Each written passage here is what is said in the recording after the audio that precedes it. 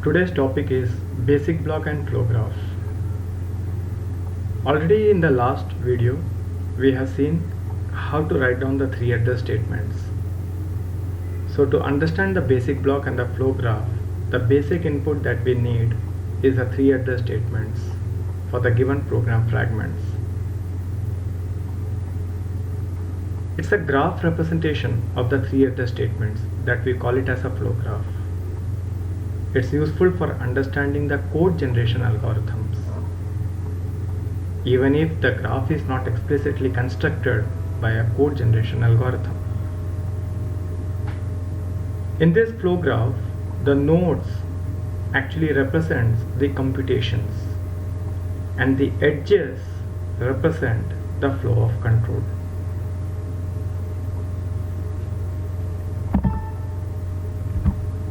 A basic block is a sequence of consecutive statements in which the flow of control enters at the beginning and leaves at the end without halt or possibility of branching except at the end.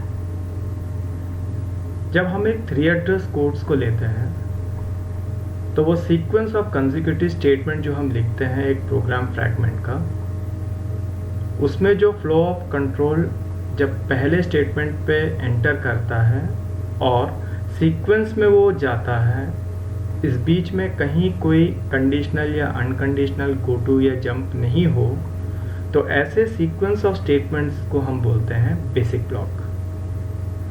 For example, if I am going to take this three address statement, T1 is equals to A into A, T2 is equals to A into B, T3 is equals to T2 into T2. इसमें T1 ये वाले statement से start होता है, फिर second पे आता है कंट्रोल, फिर थर्ड पे आता है. मतलब ये सीक्वेंस में थ्री एड्रेस स्टेटमेंट्स एग्जीक्यूट हो रहे हैं. इस बीच में कहीं कोई कंडीशनल या अनकंडीशनल जंप, मतलब कोई आपके गो टू स्टेटमेंट्स या ब्रांचिंग नहीं है. तो ऐसे थ्री एड्रेस स्टेटमेंट्स जो कि सीक्वेंस में होते हैं, इनको हम बेसिक ब्लॉक बोलते हैं. Now let us go with an algorithm for how to partition into the basic blocks. Partition करना है हमें गिवन प्रोग्राम फ्रैगमेंट को बेसिक ब्लॉक्स में. हमारे पास इनपुट में क्या रहेगा? Sequence of three address statements. So we would be having a sequence of three address statements as our input. Output में हमें क्या मिलेगा? Basic blocks. उन बेसिक ब्लॉक्स में आपके जो भी थ्री एड्रेस स्टेटमेंट्स हैं वो एग्जैक्टली एक बार किसी एक ब्लॉक पे आएगा. It means that a list of basic blocks with each three address statements in exactly one block. It would be there in exactly one block. The list of the entire three address code that you have return for the given fragment. Now method. We first determine the set of leaders. हमें सबसे पहले determine करना रहता है leaders को. उसमें कुछ rules होते हैं. जैसे जब पहला स्टेटमेंट होता है आपके थ्री एड्रेस स्टेटमेंट का, वो बाय डिफॉल्ट लीडर कहलाता है. The first statement is a leader. The rule number 2, any statement that is a target of a conditional or an unconditional go to is a leader. For example, अगर मैंने बोला if there is condition go to 5, तो उसका मतलब go to 5 जो बोल रहा हूँ, 5 क्या हुआ? टारगेट. तो वो जो टारगेट स्टेटमेंट 5 है वो आपका लीडर बन जाता है. या फिर मैंने एक अनकंडीशनल जंप बोला go to 3, तो वो जो 3 है वो आपका बाय डिफॉल्ट लीडर बन जाएगा. तो ये आपका रूल नंबर 2 हुआ. रूल नंबर 3 बोलता है कि any statement that immediately follow a go to statement is a leader. So if I have a go to 5, the statement immediately following the go to 5 is a leader. So if I am say that statement number 5 is go to 5, so statement number 6 would be a leader. मतलब go to 5 अगर मैंने लिखा हुआ है तो go to 5 का 5 जो है टारगेट हुआ, वो तो ऑटोमेटिकली रूल नंबर 2 के हिसाब से लीडर है. और go to 5 के नीचे जो भी अगला स्टेटमेंट आएगा वो भी रूल नंबर 3 के हिसाब से वो लीडर बन जाता है. So this are the 3 rules that we need to remember. For each leader, its basic block consists of a leader and all statements up to but not including the next leader. For example, statement number 1 is a leader and 2, 3, 4, 5 are in sequence, and the statement number 6, if I say that it's a leader, so basic block will have statement number 1, 2, 3, 4, 5. The sixth, that is again a leader, won't be there in the basic block 1. जैसे कि हम अगर example में बोलते हैं basic block B1, अगर B1 में अगर मैंने बोला कि स्टेटमेंट नंबर 1 लीडर है, तो 2, 3, 4, 5 अगर बोलूँ सीक्वेंस में आ रहे हैं और स्टेटमेंट नंबर 6 अगर लीडर है, तो आपके B1 में एक ही लीडर रहेगा, जो सिक्स्थ स्टेटमेंट जो स्टार्ट होगा वो नेक्स्ट बेसिक ब्लॉक में जाएगा. So that is what we have explained it over here with the statement that is 2. For each leader, its basic block consists of the leader and all statements up to but not including the next leader. तो कहने का मतलब हुआ कि एक basic block में एक ही leader होगा, एक से ज़्यादा लीडर नहीं आएगा. Let us consider with an example that compute the dot product of two vectors a and b of the length 20. ये एग्जाम्पल प्रोग्राम दिया हुआ है. इस प्रोग्राम का हमें क्या लिखना है? 3 address स्टेटमेंट लिखना है. Now if I am going to write down the 3 address statement, पहला statement prod equals to 0, it's already in the 3 address format. I equals to 1, it's again in the 3 address format. Prod equals to prod plus a of I into b of I, ये 3 address के format में नहीं है, इसको 3 address के format में convert करना है. तो this is what the example is. Prod equals to 0, I equals to 1, statement number 2. Third में हमने लिखा है T1 temporary variable is equals to 4 into I. अब यहाँ पे 4 इंटू आई लिखने का पर्पस, जो हम टारगेट मशीन लेते हैं यहाँ पे एज्यूम करते हैं कि हमारा जो टारगेट मशीन है वो बाइट एड्रेसेबल मशीन है और वो 4 bytes is use to represent one word. एक वर्ड को रिप्रेजेंट करने के लिए 4 बाइट्स लेता है. तो उसका मतलब if I am going to have it for i, how much? It would be 4 into i. Again I say it, the target machine जिसके लिए हम कोड लिख रहे हैं, we assume that it's going to be a byte addressable machine with 4 bytes to represent a word. So if I am going to write down for the given code, it's a of I, so I, it's going to represent for an I, let it be an element I. For 1 it's going to represent with 4 bytes, so it's representing as 4 into I. So that's why we have written T1 is equals to 4 into I. इसीलिए हम लिखते हैं T1 is equals to 4 into I. अब T1 में क्या हुआ? 4 into I the value. अब हम लिख सकते हैं A of T1. इसको हम किस में पुट किए? टेम्परेरी वेरिएबल T2 में. तो अब हमारे पास क्या हुआ? A of I हुआ, that is A of T1, जिसको हमने किस में पुट किया? T2 में. So this entire value is representing now T2. इसी प्रकार से अब हमको B of I के लिए भी लिखना है. अगेन आई, तो हमें नेक्स्ट टेम्परेरी वेरिएबल किसकी ज़रूरत पड़ेगा? T3. 4 into I. अब ये T3 को हम किस में पुट करेंगे? B of T3, जो टेम्परेरी वेरिएबल T4 में जाएगा. तो अब हमारे पास कौन से 2 वैल्यूज़ हैं? ये T2 है और ये T4 है. तो अब अगले स्टेप में हमको क्या करना है? ये T2 और T4 को मल्टीप्लाई करना है T5 के लिए. अगेन किस बेसिस में हमने इसको लिख रहे हैं? 3 एड्रेस के फॉर्मेट में. कौन से फॉर्मेट है ये? A equals to B operator C, that is 3 address representation. तो ये A ऑफ I के लिए लिखा, B ऑफ I के लिए लिखा, दोनों को मैंने मल्टीप्लाई किया. अब ये जो मल्टीप्लाई करने पे जो टेम्परेरी वेरिएबल पे है, किस में है ये टेम्परेरी वेरिएबल? T5. तो अगले में मैं क्या करूँगा? ये T5 की वैल्यू को प्रॉड के साथ प्लस करूँगा, फिर टेम्परेरी वेरिएबल में पुट करूँगा. So you will be having T6, नया टेम्परेरी वेरिएबल प्रॉड प्लस T5. ये वैल्यू का मैंने किस में असाइन किया? प्रॉड पे. क्यों? क्योंकि प्रॉड इज इक्वल्स टू T6. ये हो गया. नेक्स्ट स्टेटमेंट अगेन ये टेम्परेरी वेरिएबल के साथ असाइन करूंगा, तो ये बनेगा T7 is equals to I+1 and T7 is equals to I. Last statement कौन सा हुआ आपका? while. while को हम कैसे लिखते हैं? if के साथ. सो if I लेस देन और equal to 20, we need to write down go to. ये ऑलरेडी हम पिछले वीडियो में देख चुके हैं. while के लिए हम कैसे लिखते हैं? 3 एड्रेस स्टेटमेंट. तो अगले में क्या आएगा? इफ आई लेस देन और इक्वल टू 20 गो टू. कहाँ जाएगा कंट्रोल? 3 में. कहाँ पे जाएगा statement? That would be for the corresponding T1 is equal to 4 into i, that is the do statement. 13th जो 12th के बाद फॉलो करेगा. This is the 3 address statement. तो अभी हमने क्या हमने अभी क्या किया है, हमने 3 एट स्टेटमेंट लिखा है। किसका लिखा है? ये प्रोग्राम फ्रैगमेंट का। अब हमें क्या करना है, अब हमें ये पार्टीशन का जो बेसिक ब्लॉक का हमने एल्गोरिथम अभी देखा था, इस एल्गोरिथम को हमको उस 3 एड्रेस कोड में इम्प्लीमेंट करना है। So next step, we are going to implement this algorithm to partition into basic blocks into the 3 address statement that we have written it for the given example.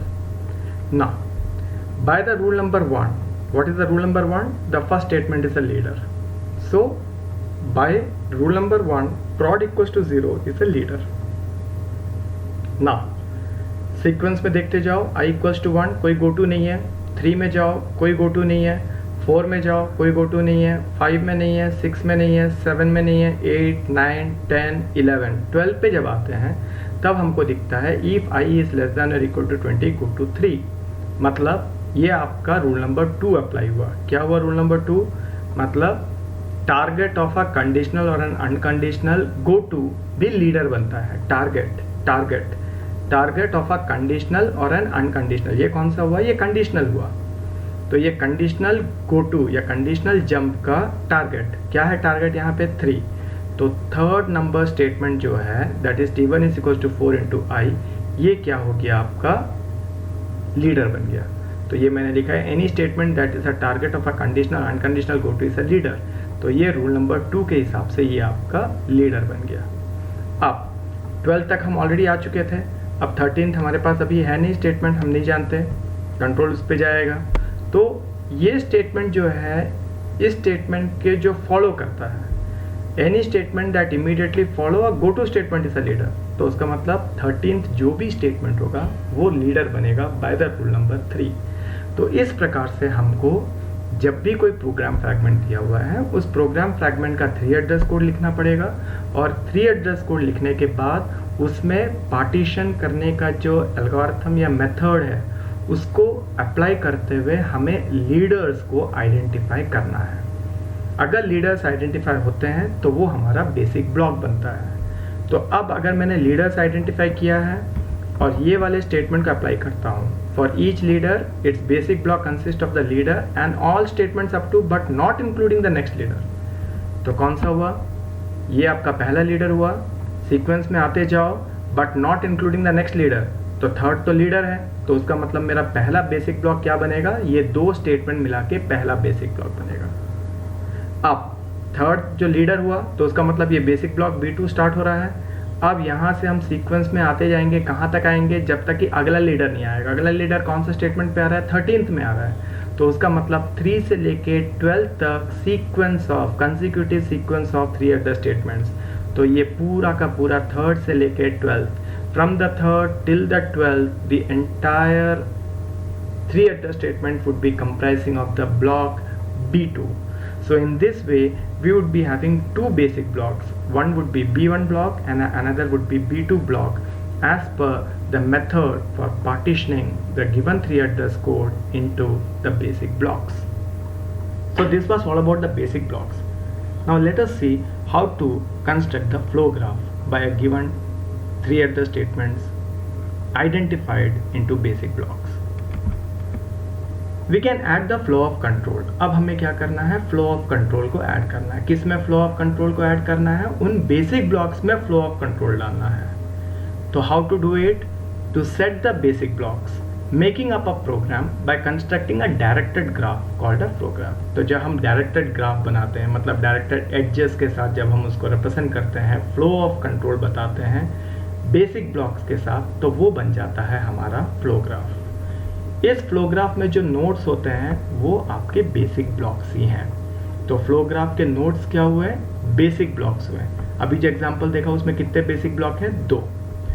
1 node उसमें से हम जो initial है जिसमें कि पहला आपका 3 एड्रेस स्टेटमेंट आया हो, पहला 3 एड्रेस स्टेटमेंट मतलब फर्स्ट स्टेटमेंट जो लीडर जिसमें है उसको हम बोलते हैं initial node. There is a directed edge. अगर मैं बोलूँ कि B1 से B2 की तरफ एक डायरेक्टेड एड्ज बना है, then B2 can immediately follow B1 in some execution sequence. उसको हम कैसे बोल सकते हैं? B1 प्रेडिसेसर ऑफ B2 और B2 is a successor of B1।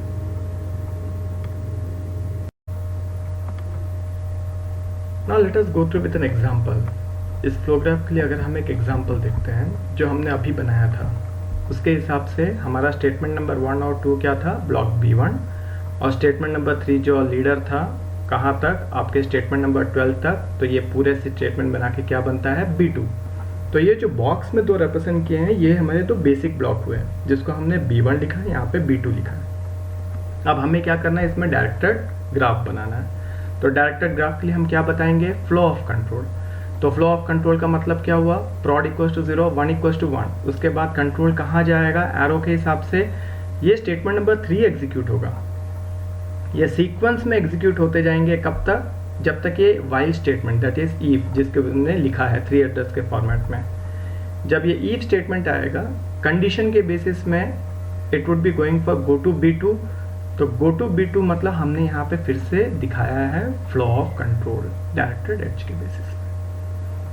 और अगर समझ लो कंडीशंस आपका फॉल्स होता है तो ऑटोमेटिकली कहाँ जाएगा, नेक्स्ट स्टेटमेंट पे जाएगा या नेक्स्ट बेसिक ब्लॉक पे जाएगा।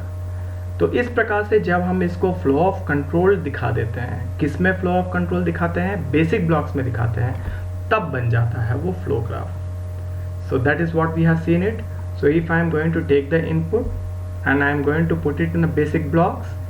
Once I have identified the basic blocks, then I would be representing the flow of control. Once I have put the flow of control to the entire basic block that I have identified it for the given program, then it would be known as a flow graph. Now let us go with another example. एक और अगर example देखते हैं, इस example में हमको यहीं से सिर्फ कोड लिखना है जहाँ लिखा हुआ है program fragment begins here and the program fragment ends here. तो ये वाले स्टेटमेंट से लेके इस स्टेटमेंट तक हमको इतने स्टेटमेंट्स का हमको 3 एड्रेस कोड लिखना है। ये जो एग्जाम्पल है, इस एग्जाम्पल में हमने एक तरह से ऑप्टिमाइजेशन के बाद का है ये। So I am just going to show you to how to identify the 3 address statements in terms of the leaders, और जिसके बेसिस में हम उसको फ्लो ग्राफ में कन्वर्ट कर सकते हैं। So if I am going to get the 3 address statement for this one, i equals to m+1, देखने पे ये 3 एड्रेस के फॉर्मेट में है। मैंने बोला है ये ऑप्टिमाइजेशन के बाद है some level. So it's going to be i equals to m-1, it's already, j equals to n, yes, v equals to a of n। अब आपको पता है a ऑफ n को कैसे लिखना है, n। So it's going to be a byte addressable machine with 4 bytes representing a word. तो उसका मतलब 4 into n लिखना पड़ेगा एक टेम्परेरी वेरिएबल पे, और फिर a ऑफ दैट t1 किस में असाइन हो जाएगा, v में असाइन हो जाएगा। तो इसी के बेसिस में हमने इसको कम्प्लीटली 3 एड्रेस स्टेटमेंट्स ऐसे लिखा हुआ है। तो i equals to m-1, j equals to n, t1 is equals to 4 into n, v equals to a of t1 जो मैंने बताया था। इसके बाद आपका कहाँ पर आता है, while do i equals to i+1, आप देखेंगे i इक्वल्स टू i+1। इसके बाद कौन सा हुआ, while a ऑफ i। तो a ऑफ i को फिर से हमें टेम्परेरी वेरिएबल के हिसाब से 4 into करके आपको लिखना पड़ेगा। हमने कहाँ पे लिखा है, yes, t2 is equals to 4 into i। और a ऑफ t2 को किस में असाइन कर देंगे, हम t3 में असाइन कर देंगे। t3 पे असाइन करने के बाद हम क्या करेंगे, while के लिए 3 एड्रेस स्टेटमेंट लिखेंगे। कैसे लिखते हैं हम while के लिए 3 address statement, how do we write down, while would be return in terms of if, so it would be if bracket t3 less than v।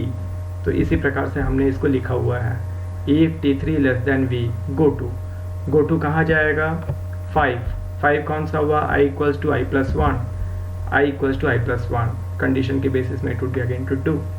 So same way you will be writing down for the entire, यहाँ तक के लिए आपने code लिखा हुआ है। Now if this is the 3 address statement, हमें क्या करना है, ये 3 एड्रेस स्टेटमेंट से हमको लीडर्स आइडेंटिफाई करना है। किसके लिए लीडर्स आइडेंटिफाई करना है, बेसिक ब्लॉक्स बनाने के लिए। So if I am going to start with the first of the statement 1, i equals to m-1।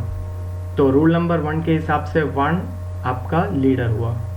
Go ahead, 2, 3, 4, 5, 6, 7, 8 पे जब आते हैं तब आपको दिखता है गो टू 5। मतलब रूल नंबर 2 के हिसाब से टारगेट ऑफ अ कंडीशनल और unconditional go to is a leader.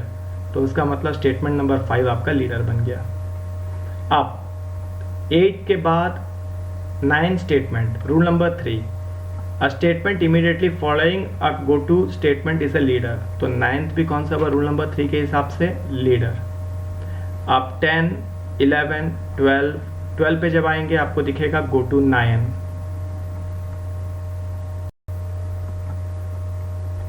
जब हम यहाँ पे 12 पे जब 9 पे आते हैं, गो टू 9, मतलब 9 भी क्या बन गया आपका, रूल नंबर 2 के हिसाब से ये भी लीडर बन गया। रूल नंबर 3 के हिसाब से स्टेटमेंट नंबर 13 भी लीडर बन गया। स्टेटमेंट नंबर 13 में फिर दोबारा गो टू 23 है, तो रूल नंबर 2 के हिसाब से 23 भी क्या बन गया, लीडर बन गया। रूल नंबर 3 के हिसाब से स्टेटमेंट नंबर 14, स्टेटमेंट जो इमीडिएटली फॉलो करता है गो टू को, वो भी क्या बन गया, लीडर बन गया। सीक्वेंस में आते जाएंगे, आपको 22 में दिखेगा फिर से गो टू 5 तो ऑलरेडी आपका लीडर बन चुका है 8 नंबर स्टेटमेंट के हिसाब से। तो 22 के बाद 23 जो है वो आपके रूल नंबर 3 के हिसाब से लीडर है, लेकिन 23 ऑलरेडी यहाँ पे 13 के हिसाब से ये भी लीडर है। तो अब मैं अगर लीडर्स को आइडेंटिफाई करूँ, पूरे प्रोग्राम को मैंने स्कैन कर लिया है लास्ट स्टेटमेंट तक, सारे गो टू कंडीशनल और अनकंडीशनल, ये आपका कंडीशनल हुआ, ये आपका अनकंडीशनल जंप हुआ। तो ये conditional unconditional jump entire program को स्कैन करने के बाद अब मैं अगर लीडर्स को देख रहा हूँ तो कितने लीडर्स हैं। This is the first leader, sequence में आते जाएंगे। 5th is the second leader, sequence में आते जाएंगे। 9th is the third leader, sequence में आते जाएंगे। 12th is the fourth leader, sequence में आते जाएंगे। तो आपको 14th जो है वो आपका 5th लीडर, सीक्वेंस पे आने पे 23 आपको जो है वो 6th लीडर है। So in total how many leaders have we identified it? We have 6 leaders now. So basically if I say that there are 6 leaders means how many basic blocks are going to be there? There would be 6 basic blocks for the given program. How do we find out that one? Based on the rules. हमने total 6 basic blocks identify किया, उन्हीं rules को apply करते हुए जो हमने अभी पढ़ा था पार्टीशन करने के रूल्स को। अब ये 3 एड्रेस स्टेटमेंट्स में जब मैंने 6 लीडर्स आइडेंटिफाई किया, मतलब 6 बेसिक ब्लॉक्स हैं। This are the 6 basic blocks, B1, B2, B3, B4, B5, B6। ये मैंने बॉक्सेस में ऐसे रिप्रेजेंट कर दिया। अब इसमें देखोगे तो हर एक में आपको एक बार 3 एड्रेस कोड आ रहा है, exactly once in any block. तो आपके पूरे 3 एड्रेस कोड आ गए हैं। ये मैंने बेसिक ब्लॉक्स बना दिया है। अब मुझे क्या पुट करना है, ये एरोज पुट करना है, मतलब मुझे फ्लो बताना है, कंट्रोल फ्लो। तो अगर आप प्रोग्राम का कंट्रोल फ्लो देखेंगे तो 1 सीक्वेंस में कहाँ तक एग्जीक्यूट होगा, 8 तक एग्जीक्यूट होगा सीक्वेंस में। तो इसीलिए मैंने इसको क्या किया है, ये B1 के बाद मैंने कंट्रोल फ्लो पुट किया है B2 में। ये B2 के बाद कहाँ पे जाता है, गो टू B2। क्यों B2? क्योंकि 5 कौन सा हुआ, लीडर। किसका लीडर हुआ, B2 ब्लॉक का। तो उसका मतलब यहाँ पे मैंने क्या लिखा, गो टू B2। तो ये वापस किस में जाता है, 5 में। तो यही चीज़ यहाँ पे लिखा हुआ है, गो टू B2। ये देखिए आपने यहाँ पे ऐसे एरो रिप्रेजेंट किया। फिर कहाँ जाता है, फ्लो कंट्रोल सीक्वेंस में B3 के पास जाता है। B3 में भी अगर आप देखते हो कोड के लिए तो आपको कहाँ पे मिलता है, गो टू 9 क्या हुआ, लीडर हुआ। तो उसका मतलब ये आपका कौन सा बेसिक ब्लॉक हुआ, B3। तो इसीलिए मैंने यहाँ पे लिखा हुआ है go to B3।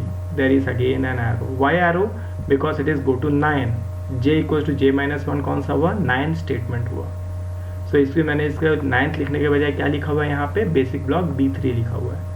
Next statement जो आप देखेंगे वो आपका कौन सा आता है, that is statement immediately following this one. तो 13 क्या हुआ, आपका लीडर हुआ। तो ये आपका लीडर है, ये आपका लीडर हुआ। इसके बाद का इमीडिएटली जो फॉलो करता है ये भी लीडर है। तो मतलब ये 13 में कितने इंस्ट्रक्शंस आएंगे, एक ही इंस्ट्रक्शन आएगा उस बेसिक ब्लॉक में।